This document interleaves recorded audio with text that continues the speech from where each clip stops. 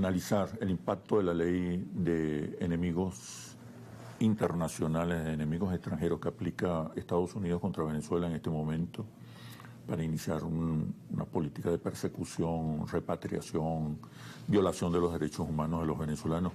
Oye, veo tus libros allí. Quisiera que me comentaras el impacto de todos estos libros, la influencia que tuviste de otros poetas. Bueno, mira, me gustaría que pudiera la cámara captar este reciente libro. Es una antología traducida al árabe que me acaban de publicar en Egipto y que se presentó en la Feria Internacional en el Cairo. Son 11 países que ya han editado obras tuyas. En 11 países te lo puedo mencionar: Venezuela, México, Cuba, Colombia, Argentina, Bulgaria, Siria, Rusia, Egipto, Turquía y China. Ustedes en pantalla tienen los 31 ejemplares de esos 14 libros. Pero fíjate, este fue mi primer libro, Los ríos de la ira, publicado en 1987 por la editorial La Espada Rota. Este es la portada no era esta originalmente, pero quise traer esta porque hubo, ponte tú, 500 ejemplares apenas, pero 50 eran estos, fíjate, artesanal. Te estoy hablando que este libro yo lo tengo como reliquia desde el año 87, cuando fue Entre editado. ese libro y el último, ¿qué ha pasado con el poeta Tárek? Bueno, imagínate, entre ese libro y el último hay libros como este, ve, Los niños del infortunio, publicado en Cuba, traducido al chino, de ese viaje a Pakistán que hice a principios del año 2006, luego de una larga conversación con Fidel Castro, que me habló de los 3.000 médicos que había de la brigada Henry Reeve en Pakistán, cubanos, atendiendo a los 100.000, aparte de los 100.000 fallecidos, sus familiares, hubo centenares de miles de heridos y personas que quedaron sin casa. De ese viaje que yo hice está este libro. Mira, por cierto, la foto, hay una foto muy emblemática, que es cuando nos despide Fidel a los médicos cubanos y a mi persona, cuando salimos hacia Pakistán. Bueno, ¿quién iba a creer que yo en 7 días pude escribir este libro? Fíjate, el campamento de refugiados. Después de esa experiencia. Sí, yo estuve ahí. Mira, esta foto la hace mi hermano Douglas. Él me acompañó. Esta foto que tú estás viendo acá, niños huérfanos, el propio Gulán Rubani. Fíjate, los médicos cubanos atendiendo a los pakistaníes. Es increíble, de verdad que fue una experiencia inolvidable, irrepetible. Fíjate tú los rostros de las niñas huérfanas que quedaron sin hogar. Mira el Himalaya, nosotros llegamos a subir allí, porque allí habían también brigadas de médicos cubanos. Entonces, este es el libro mío más difundido, traducido a más idiomas, porque en digital estuvo traducido el más querido por al ti. francés. Es uno de los más queridos. Yo creo que uno los quiere a todos. Es como que tú digas, un libro es un hijo. Claro. Nosotros queremos a nuestros hijos de una manera absoluta y total, pero obviamente tienen etapas cada uno de estos libros. De ese viaje surgió también este libro, Memorias de Gulán Rubani, porque Gulán Rubani es la persona que yo conocí en el campamento de refugiados que te mencioné, que es este que está acá. Fíjate qué increíble, ¿no? Aquí este señor que tú ves con la túnica es Gulán Rubani, el de la barba. Se acerca a la cámara, verás que es un rostro realmente increíble.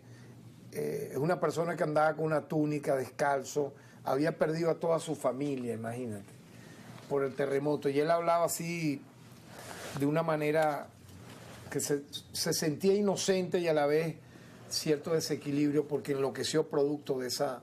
Entonces, de ese viaje yo hice este libro también de poemas, donde voy hablando de las abuelas del luto, las que perdieron sus hijos, sus familiares, y quedaron ellas solas como mujeres ancianas, ciudades destruidas como Balacoto. O sea, de verdad esto fue un hito importante también en mi carrera literaria.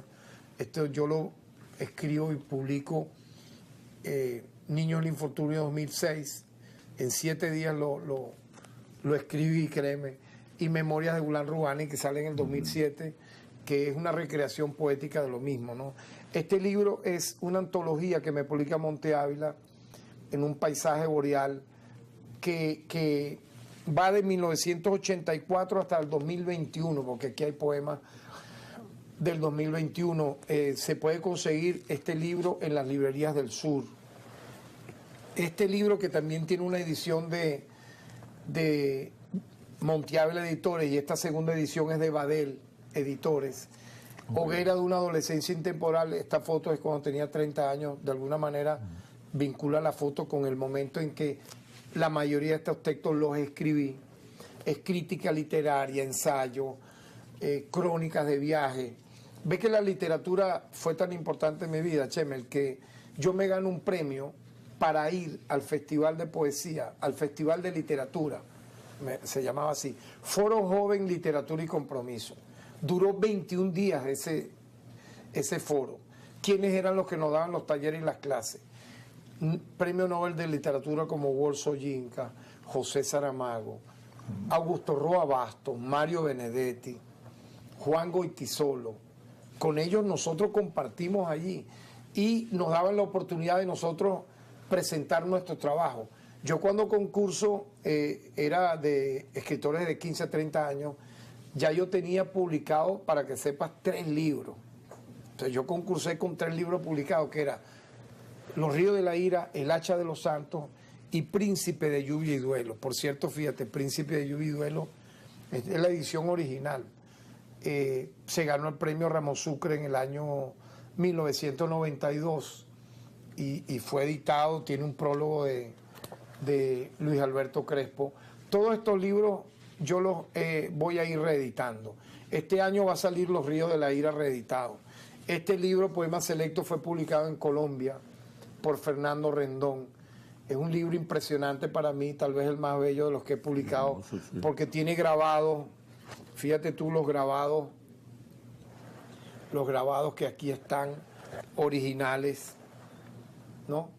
Tiene un prólogo, posteriormente este libro tuvo un prólogo de Cortés Cabán, un poeta puertorriqueño, y este libro fue editado por la editorial Artes dos Gráficos de Colombia, Bogotá, con grabados de Antonio Zamudio. Entonces fíjate, todo esto, Cielo a media asta, que es el libro mío que tiene más ediciones, porque tú dirás, bueno, ¿por qué 31 ejemplares si tienes 14 libros? Porque por ejemplo este tiene 6 ediciones, una en Cuba, una en Argentina, tiene ediciones en Venezuela repetidas con el tiempo, pues se agotaban, una por la Universidad de Carabobo, una por Monte Ávila, este es de Monte Ávila, del año 2003, otra en Barquisimeto, otra en Barcelona. Los libros que me preguntaste sobre discursos, aquí hay discursos míos en el Congreso Bicameral del año 99, como constituyente, como asambleísta. Este es de reciente publicación, del año, este salió en el 2023 y este en el 2024. Son 2 tomos que de alguna manera hablan de toda esta trayectoria. Bueno, traducciones al árabe, fíjate.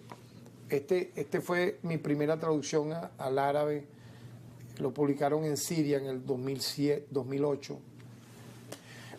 Bueno, antologías, esta es otra antología publicada en Mérida, antología mínima. Y esta que te menciono acá fue cuando fui homenajeado en el 16 edición del Festival de Poesía. Editaron Cuando roza la tierra. Bueno, en conclusión yo diría que mi vida literaria ha influido enormemente en mi vida personal, en mi vida humana, por los valores. Tú me preguntabas qué poetas me influyeron en esa época. Todavía. Yo lo he mencionado en otros programas. Hermann Hesse, con libros como Narciso y Golmundo, Peter Casemin, Bajo las Ruedas, El Lobo Estepario, Siddhartha, que me llevó a conocer el budismo. ¿Algún poeta venezolano en particular? El Chino Valera Mora, Ramón Palomares, Capolicán Ovalle, Gustavo Pereira, José Antonio Ramos Sucre, todo lo que fue el boom de los 60, pero también Vicente Gervasi, El techo de la ballena, Tabla Redonda, todo eso influyó para que yo, fíjate, en los años 80 me dedicara a escribir libros y en los 90 ya concursar. Porque una manera de que te publicasen en esa época era que te ganaras un premio. Mi primera mención honorífica como primer finalista fue en la revista Coeyú Latinoamericano, que editaba Joel Atilio Casal, el padre del viceministro de Cultura Raúl Casal. A partir de ahí fue que yo me inspiré más a querer concursar, porque veía mis libros editados. Obviamente, mira, aparte de Hermann Hesse, Khalil Gibran, un filósofo, Friedrich Nietzsche, obviamente de tanto leer todas estas cosas, yo me metía en la librería Tixi y me quedaba horas allí buscando qué libros podía llevarme, y ahí yo conseguí el libro El Tao Te Ching de Lao Tse, por ejemplo. Ahí yo conseguí un libro muy pequeño sobre el noble sendero óctuple del budismo, y eso me fue interesando, y por eso dije, no, yo quiero estudiar letras. Entonces, cuando me hago presidente del comité de bachilleres sin cupo de la ULA, logramos 7, 8 meses después de lucha, tomando el rectorado, haciendo misa, tomando el viaducto, tomando la gobernación. Recuerdo que el gobernador de Mérida en esa época era un copellano, Edesio Larrío Araujo, y logramos en julio del año 1982 que 1.200 preinscritos lográramos ingresar. Entonces yo comencé a estudiar letras en la ULA en la mitad del año 82 hasta el 83, porque lo que creí iba a ocurrir no ocurrió. O sea, yo pensaba que eso era como un taller de poesía, de literatura, y de repente las materias eran que si, no sé, la literatura grecorromana, que si la semántica, no sé qué. Entonces, pero me impactó enormemente todo ese viaje a Mérida, porque era otra realidad, diferente a la del Tigre. Las librerías eran más grandes, tuve acceso a recitales de poesía, conocí en persona, pude ver a Edmundo Aray, a Pepe Barrueta, a Ramón Palomares. Entonces, yo me regreso al Tigre, no quise estudiar más letras, un poco entre la frustración, pero la esperanza, ¿no? Y me dediqué fue a escribir y a leer. Ya yo tenía... Estamos hablando del año 83, tenía 21 años. ¿Tu carrera de Derecho se inicia? Bueno, allí fíjate tú, comienzo una etapa de mi vida escribiendo y leyendo, hasta que, cosa de la vida, ¿no? Ayudaba a mi papá a abrir el negocio, el almacén Río. Yo me dediqué a ser un ayudante de mi padre comerciante. Turco. O sea, no, hubo una pausa en mis estudios académicos, compartiendo con mi familia, con mis 4 hermanos, con mis amigos, y teníamos un círculo de literatura. Fíjate que la distribución de los libros, surgieron otros autores que me fueron interesando, obviamente aparte de Neruda, obviamente, bueno, había una revista literaria, fíjate, en el Tigre, volvemos al tema del Tigre, siendo adolescente estudiando en el liceo, se llamaba Enancas, la fundó Ramón Ordaz. Ahí yo conocí, por ejemplo, a Pablo de Roca, que fue un creador poético chileno que dicen que inspiró al propio Pablo Neruda, llegó a ser tan grande como Pablo Neruda. Ahí había toda una revista dedicada a Pablo de Roca. Luego leí la poesía de Eduardo Sifontes, el Poetica, un poeta de Barcelona, que escribió un libro excelente, se llama Rituales. Lo detienen por acusarlo de pertenecer a la guerrilla, teniendo 24, 25 años. Lo torturan salvajemente, lo meten preso en la pica, solo por una simple, vamos a decir así, señalamiento de que podía haber sido miembro de Bandera Roja a finales de los años 60. Y de la tortura él sale de la cárcel enfermo y muere. Fíjate, muere producto de toda esa vida brutal que tuvo allí Eduardo Sifontes. Yo le rendí homenaje siendo gobernador, porque todos estos poetas que te estoy mencionando, Roque Dalton también estaba en la revista Enanca, poeta salvadoreño fusilado por Joaquín Villalobos, un infiltrado de la CIA en la guerrilla del Salvador, para que veas tú qué terrible, ¿no? Roque Dalton, el poeta más importante de Centroamérica, ganador del premio Casa de las Américas, con menos de 40 años decide irse a la guerrilla de El Salvador. ¿Y quién lo mata? Su propio compañero le hace un juicio sumario, sin pruebas de ningún tipo, lo acusa más bien a él, fíjate, de ser un infiltrado y lo fusilan. Todo se vio que era mentira.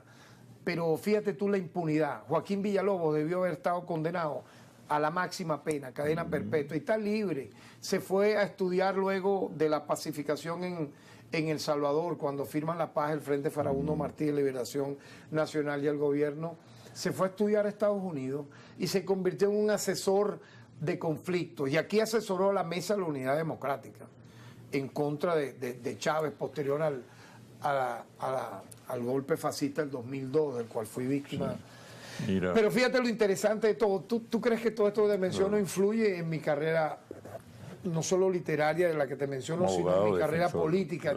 Por eso yo estudio Derecho luego. Un día un compañero, de los cuales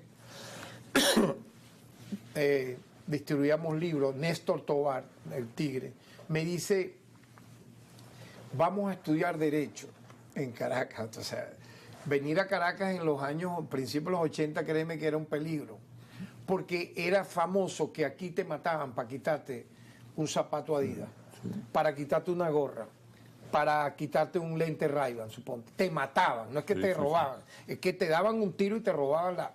O sea, era un país totalmente caótico. Eso de que se vivía una maravilla es mentira infame, porque uno la vivió. Era un Estado, yo te diría, se practicaba el terrorismo de Estado, la desigualdad, la delincuencia. Vamos a hablar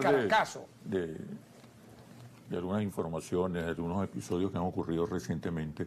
La ley de enemigos extranjeros que está aplicando Estados Unidos contra Venezuela es una herramienta geopolítica, es un instrumento jurídico para someter a los pueblos. Estamos hablando del uso de la justicia como parte de la guerra híbrida. Quiero que hablemos en el próximo segmento. Permíteme 2 minutos solo para referirte, antes que culmine este segmento, que esa ley data exactamente del año 1798, es decir, que tiene nada más y nada menos que más de 200 años, más de 2 siglos. ¿Tú vas a creer que una ley de ese calibre, que se creó en una época arcaica de la humanidad, por cierto, para entrar en una presunta conflagración con Francia, tendría sentido en pleno siglo XXI, en el año 2025, para aplicárselo a unos migrantes venezolanos? Obviamente que no. Es una violación expresa, masiva, para mí inédita, de los derechos humanos en el planeta. Quiero que prosigamos en el análisis de esta ley y su impacto geopolítico, pero una vez que regresemos a los comerciales, ya venimos.